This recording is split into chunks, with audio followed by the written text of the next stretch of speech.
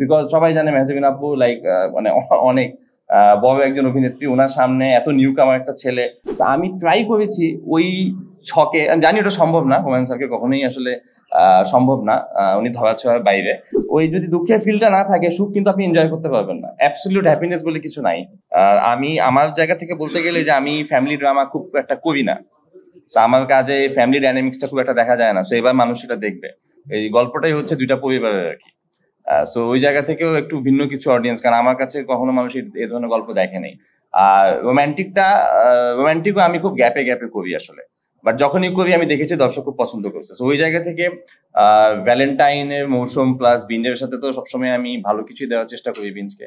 সবকিছু মিলিয়ে আসলে এটা খুবই একটা স্পেশাল প্রজেক্ট। আর আমার কাছে মনে হয় মানুষ এটা দেখলে রিলেট করতে পারবে গল্পটার সাথে, অনেকেই বিভিন্নভাবে। মানে মনে হবে এটা তো আমার জীবনেরই গল্প, এতটুকু আমি বলতে পারি। না, এটা তো আমরা কেউই বের হইতে পারবো না। আমাদের মধ্যে যেমন ভালো দিক আছে, খারাপ দিক আছে, আমাদের মধ্যে ভালোবাসা আছে, আবার প্রতিহিংসাও আছে। সো যেহেতু আমার এই ছবি তো মানুষেরই গল্প, সেখানে সবকিছুই পাবেন। আর শেষ পর্যন্ত কি হবে সেটা তো আসলে দেখেই আপনি কাজটা দেখলে বলতে পারবেন। হ্যাঁ, একটা কারণ আছে, সেটা হচ্ছে লাইক আমি যখন ছোট ছিলাম তখন মানে হুমায়ুন স্যারের কাজ যখন আসতো, এটা পার্টিকুলার একটা টাইপের কাজ হতো, যেখানে পরিবারের অনেক সদস্য থাকতো, একটু থাকে না সুন্দর গান থাকতো, তারপর হচ্ছে রোম্যান্স থাকতো, মানে ওটা একটা নির্দিষ্ট একটা ছক ছিল।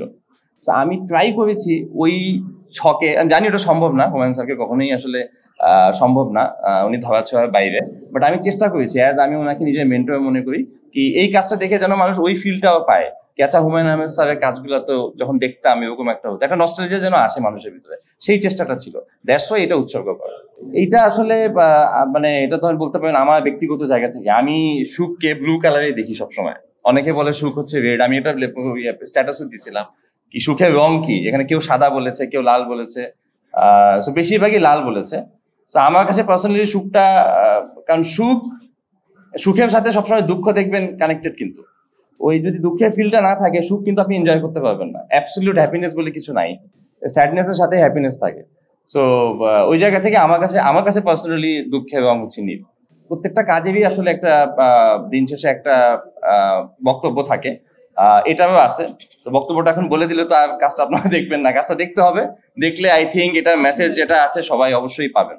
এটা এক ধরনের যেহেতু আমাদের ইন্ডাস্ট্রিতে আপুও বলেছে, এখানে আসলে আমাদের কিন্তু নতুন যারা আছে তাদেরকে একটু সুযোগ দিতে হবে, সুযোগ করে দিতে হবে যেন তারাও ভালো কাজ করে। ওর সাথে আমার একটা কাজ গত বছর এসেছিল আরারাত, সেখানে ও একটা চরিত্র অভিনয় করেছিল, একটাই দৃশ্য ছিল, বাট খুব ভালো করেছিল। এবং ওর ভিতরে আমি যেটা দেখেছি, ও ডেডিকেশনটা আছে ভালো কাজ করার, কিন্তু ও খুবই নতুন, শিখছে এখনো।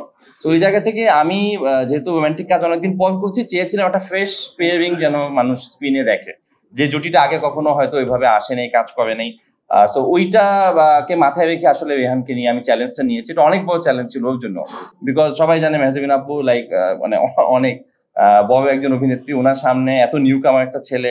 বাট আমরা সবাই মিলে চেষ্টা করেছি এবং রেহানও অনেক চেষ্টা করেছে, এবং ফাইনাল ভার্ডিক্ট তো আপনারা দিবেন দেখার পরে। But we tried our best. শুধু যে আমি অ্যাজ এ ডিরেক্টর নতুন একজনকে নিলাম তা না, প্রডিউসারেরও ট্রাস্টটা থাকতে হবে, এবং প্রডিউসারকে আসলে এই ট্রাস্টটা দেওয়ার চেষ্টাটা আমরা করি অ্যাজ এ ডিরেক্টর, কি আসলে এটা ওয়ার্ক করবে। সো এই ক্ষেত্রে আমি থ্যাঙ্কস টু বিঞ্জ আসলে আমার উপর ট্রাস্ট করে এই নতুন একটা পেয়ারিং আসলে মানে আপনাদের সামনে এসেছে আর কি। এটা আমরা ট্রাই করি নতুন কিছু করার সবসময়। আমাদের তো সমস্যা হয় যেহেতু আমরা একসাথে অনেক কাজ করেছি, কোনো একটা গল্প দেখলে মনে হয় আচ্ছা এরকম একটা কাজ তো অলরেডি হয়ে গেছে আমাদের, সো এটা আমরা করতে পারবো না একসাথে। সো এখন আমাদের একটু ডিফিকাল্টি হয়ে যায় আসলে কি দুইজনেরই সিঙ্কটা একটা কোনো গল্পে, যেহেতু একসাথে অনেক কাজ, বাট উই এনজয়। আমরা সবসময় খুব উপভোগ করি একসাথে কাজ করাটা।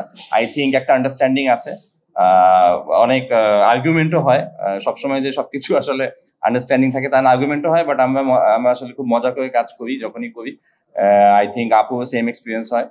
এবং দিন শেষে আমরা ট্রাই করি যেন আমাদের এই ডিরেক্টর এবং যেটা বললেন আপনি জুটির কাছ থেকে ডিফারেন্ট কিছু অডিয়েন্স পায়, নতুন একটা গল্প পায়, দ্যাটস ইট, এটাই আমাদের চেষ্টা থাকে।